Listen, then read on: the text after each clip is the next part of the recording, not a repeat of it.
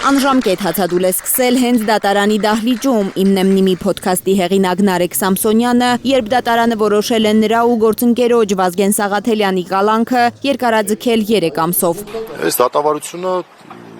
չգիտեմ, այլ կերպ կարելի է բնութագրել, քան ընդամենը ձևականություն եւ ֆարս։ Այս որոշումը նշանակում է մեկ բան, որ ում նկատմամբ ինչ ուզեն կանեն, դատական նիստի ավարտին հայտարարել է փաստաբան Ռուբեն Մելիքյանը։ Նարեկ Սամսոնյանը պետք է տնային կալանքի տակ լիներ։ Դրանից ավելի խիստ խափանման միջոց, ինչպես ուղղակի տեսականորեն չեմ պատկերացնում։ Դատախազի հիմնավորմամբ տղաները պետք է մնան կալանավորված, որովհետև կարող են ազդել վարույթի բնականոն ընթացքի վրա։ Նարեկ Սամսոնյանի մասով ըստ դատախազի նաև հակաիրավական արարքների ռիսկ կա։ Վարույթի բնականոն ընթացքի խոշորոտելու վկայի վրա ակումբի ազդեցություն ունենալով կարծում եմ, որ խիստ բարձր է ռիսկը։ Դատախազը ենթադրում է, որ Սաղաթելյանը անգամ կարող է փորձել դուրս գալ երկրից, քանի որ նա Ռուսաստանի քաղաքացի է։ Ամոթալի է համարում դատախազի այս հիմնավորումը Վազգեն Սաղաթելյանը։ Ամոթալի է, ես փախնեմ այս երկրից, ես 8 տարի պայքարում եմ ամեն ինչին, դա բացառված բան է։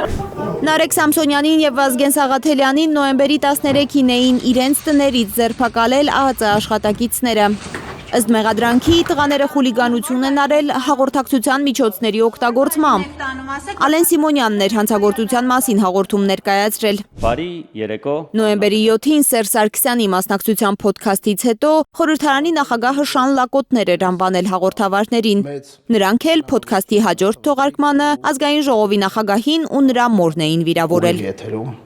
Մեղադրանքը տղաները չեն ընդունում։ Դատարանի աբսուրդային որոշում անհիմն ձերբակալությունից հետո, այսպես է մեկնաբանում օրվա վճիռը Նարեկ Սամսոնյանի կինը։ Հույս ունեի, որ դատարանն իր իշխանությունը բանեցնելու է օրենքի եւ իրավունքի գերակայությամբ, բայց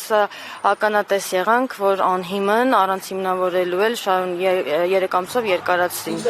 Իրավական խայտարակությունը դադարեցնելու պահանջով է Նարեկ Սամսոնյանը հացադուլ հայտարարել։ Փաստաբանների համոզմամբ իշխանությունը խնդիր է դրել կալանքը որպես պատիժ օգտագործել Նարեկին ու Վազգենին, հնարավորինս երկար պահել ճաղերի հետևում։ Լարա Արաքելյան, Հայկ Ավանեսյան, Հայլուշ։